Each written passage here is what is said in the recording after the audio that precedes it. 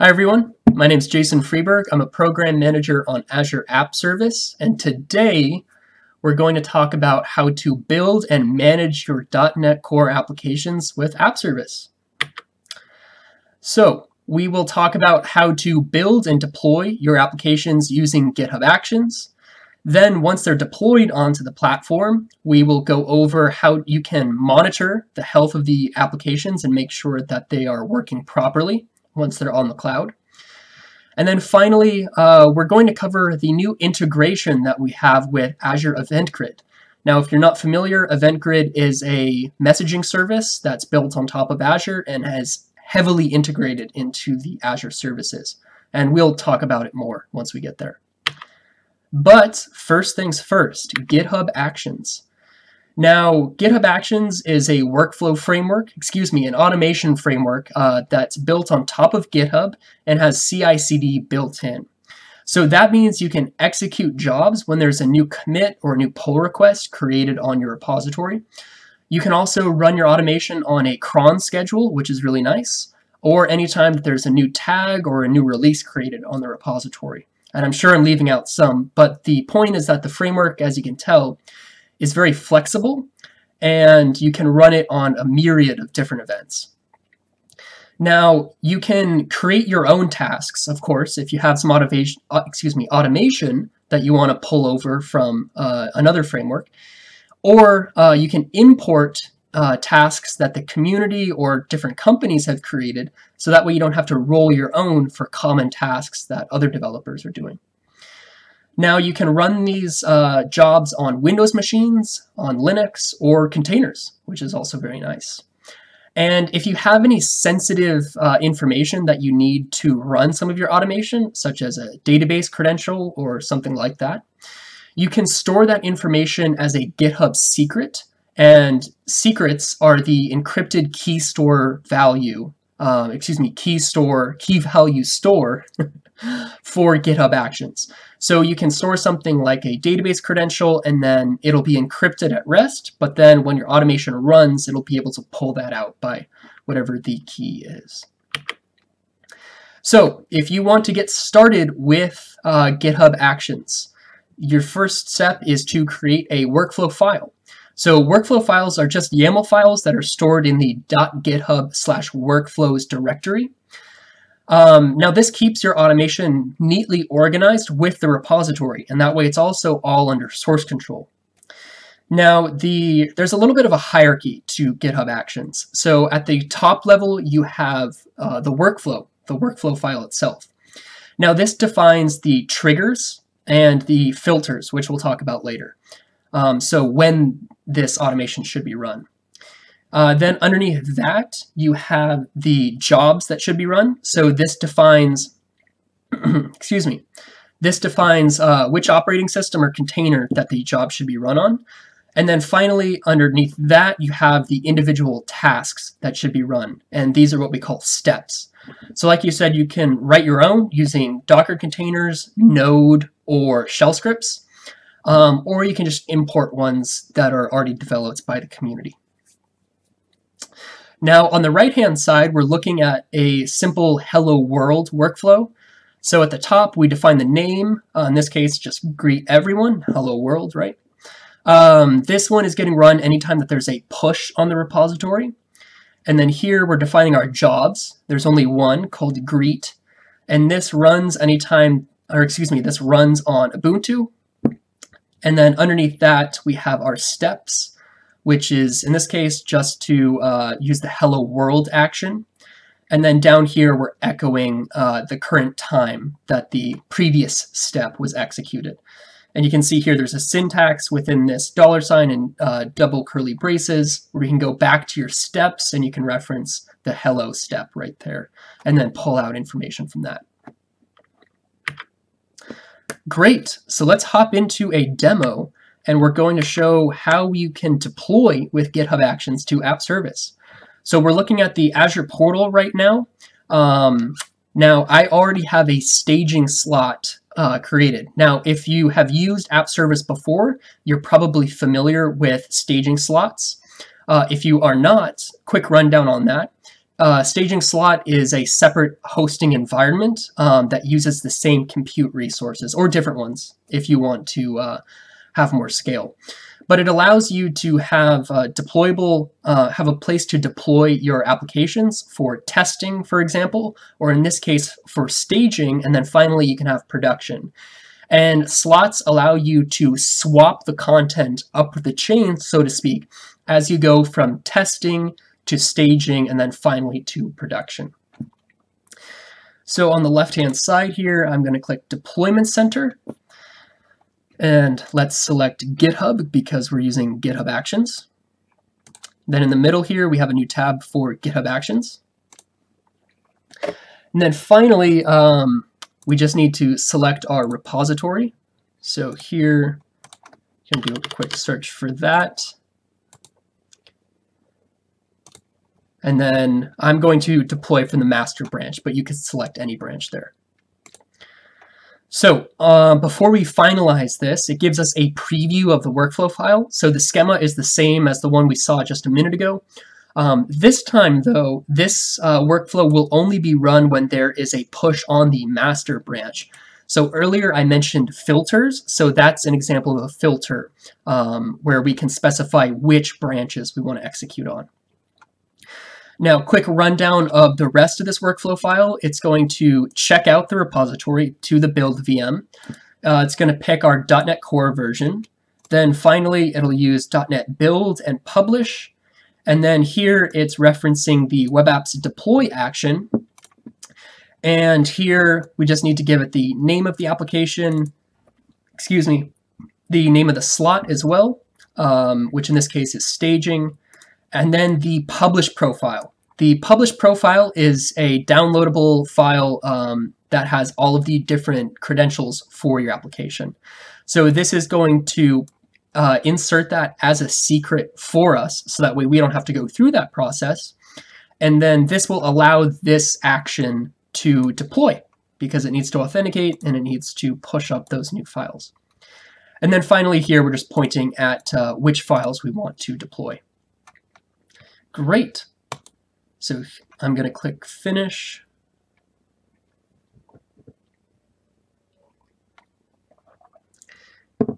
Great. Now the next screen is loading up now. And this gives us a dashboard and a historical view of all of the different deployments. So now we only have the current one, which we're looking at right now. But as I commit to the repository and deploy into this slot, we'll have a historical view here of all of the different deployments. So let's jump into the repository. And if you haven't been on GitHub in a while, there's a new tab at the top labeled Actions. And then here we can see that the action is running right now to deploy that onto App Service. These are some past workflow runs that we're looking at down below.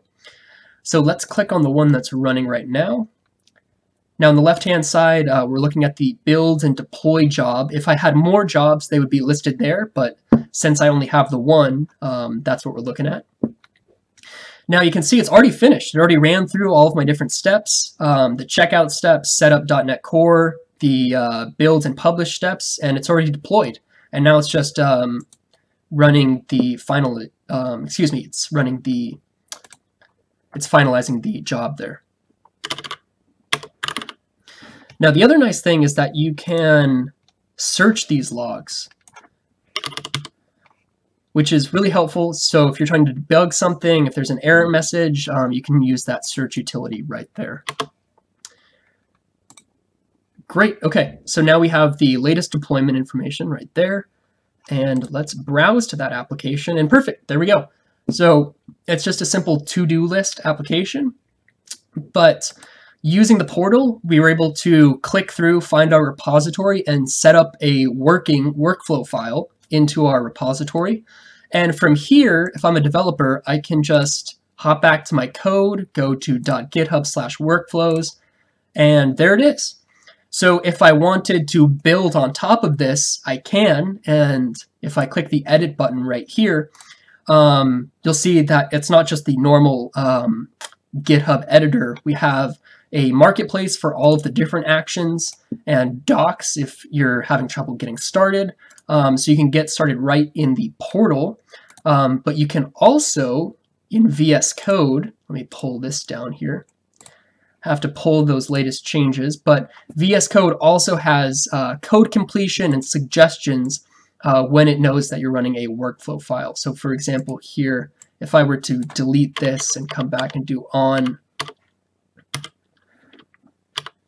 push, there we go, on push, on pull request. So if you want to get started in VS Code instead of on GitHub on the web, you can do that as well. And you can have code completion built right in, which is really nice when you're working with YAML files.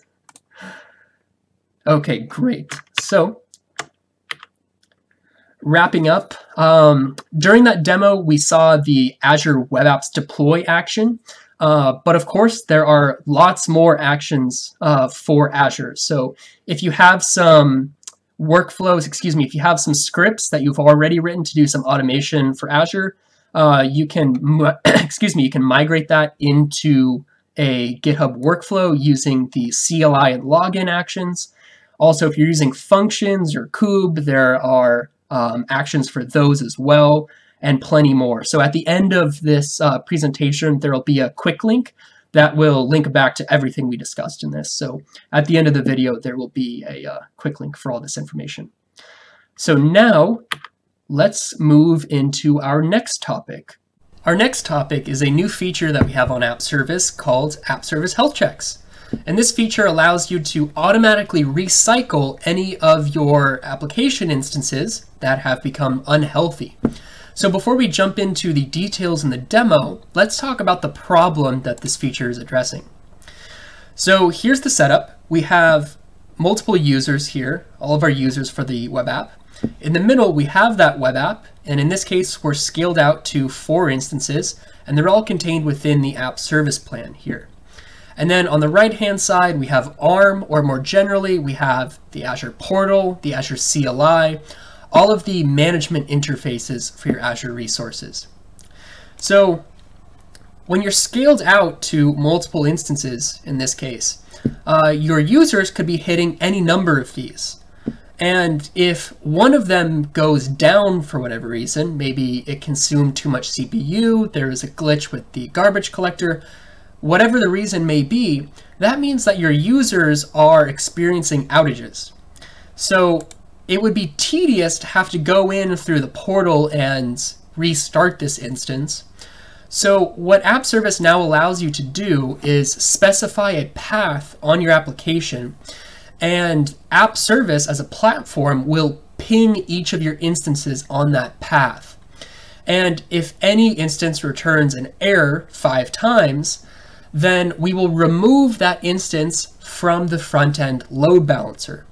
Now, this means that your availability will recover because that bad instance is no longer returning 500s to your users. Now, when we take that instance out of the load balancer rotation, we actually continue to ping it on the back end. And if it later becomes healthy again, then we simply put it back into the load balancer. Now, if it stays unhealthy for up to an hour, then we will redeploy that application onto a new instance, onto a new virtual machine, and that will effectively restart the app in an attempt to get it working again. Now, what's nice is that you can get visibility into this whole process with Azure Monitor because the whole thing is exposed as a metric, just like CPU, memory, or your hit counts on your web apps. Now, before we jump into the demo, I want to cover one quick best practice. Now, with this feature, you could simply set the path to the root of your web app or the home page. But what you really should do is have a first-class API for this on your application. So in this case, the user set up their path to /API/health. So when that request comes into the web app, that controller for API/health will check to see that all of the core resources for the web app, all of the critical services, in this case, a database, a messaging system, and a cache, that controller for /health will make sure that all of these resources are up and running and that the instance can make a successful connection to them. And then, of course, assuming that all of those connections are successful, then return a 200 status code back to app service. And if one of the resources is down, for example, if the instance can't make a connection to the database, and that's a critical component for the application, then the app should return a 500 status code. And that way the platform knows that the instance is unhealthy in that case. So now let's jump into a demo. Here we're looking at my web app, and I have the health check path already configured. So what we're going to do is jump down to metrics right here, and we'll click add new metric. And there's a new metric here for health check status. And you can see up here it was 0 for a while until recently when I configured the health check path for this web app. Now, if you want to, you can also apply splitting, and you can see the instance counts here. So here we can look at, I have my 2 instances, one blue, one orange, and since they're both healthy, they're both returning 100s. Now what I'll do is come over here to create new alert rule. And now using this in Azure Monitor, I can edit this rule here, and it's already selected the health check status. And what I'm going to do is say whenever this health check status is less than or equal to, in my case I'm being very liberal, but 75%, and I'll hit done, and then I can select my action group, and I already have one set up, and this will send me an email whenever this is triggered. And give this a quick name here, email when unhealthy. And then create that alert rule. So now whenever my application's health goes under 75%, I can trigger an email to myself or my team and make sure that I'm aware that that's happening. And you can also do the same for when your application's health returns back to 100, whenever that instance is returned back to the load balancer, or if it's restarted on a new VM, like I said earlier. We already jumped into the demo. So now let's hop into our final topic. Our final topic today is the new integration with Azure Event Grid. So if you're not familiar with Event Grid,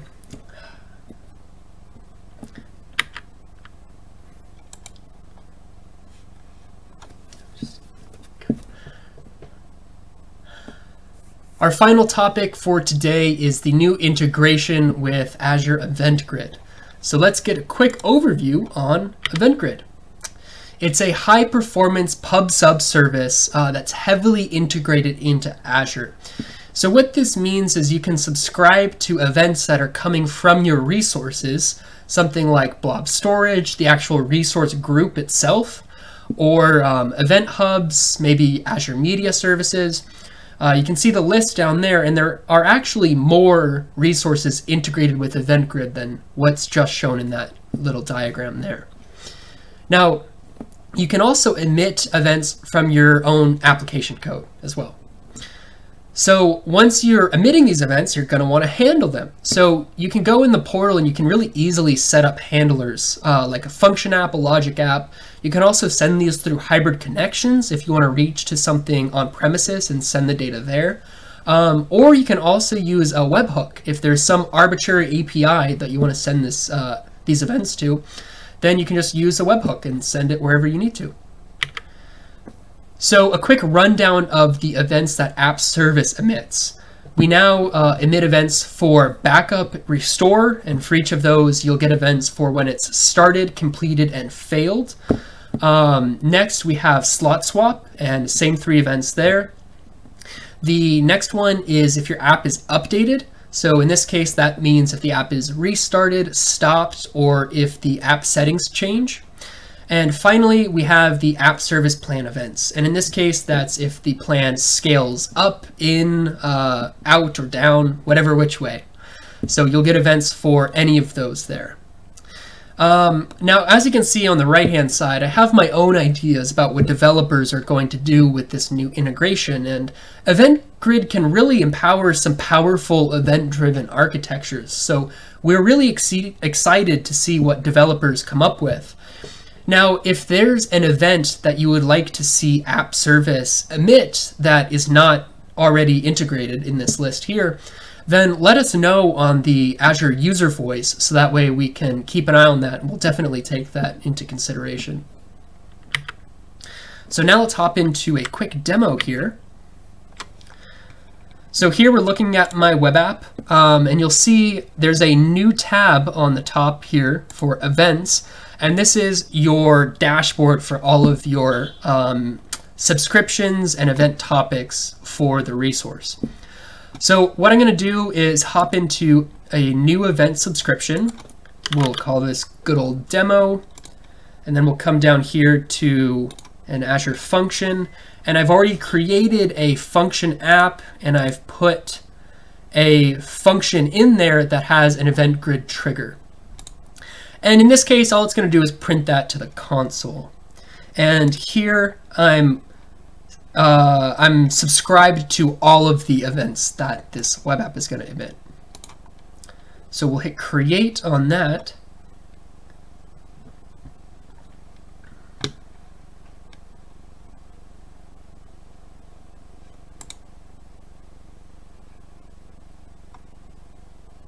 And now we'll come back to the events tab here, and we can come over to my event subscriptions. So here we have the new demo subscription right there, and I can go to overview, and I can restart the web app. And if you remember, that was one of the new integrated events. Just for good measure, let's restart that one more time. Now if we come down into events here, give this a second to refresh, and let's also, oh, perfect, right there. So the function app, we're looking right now at my function app.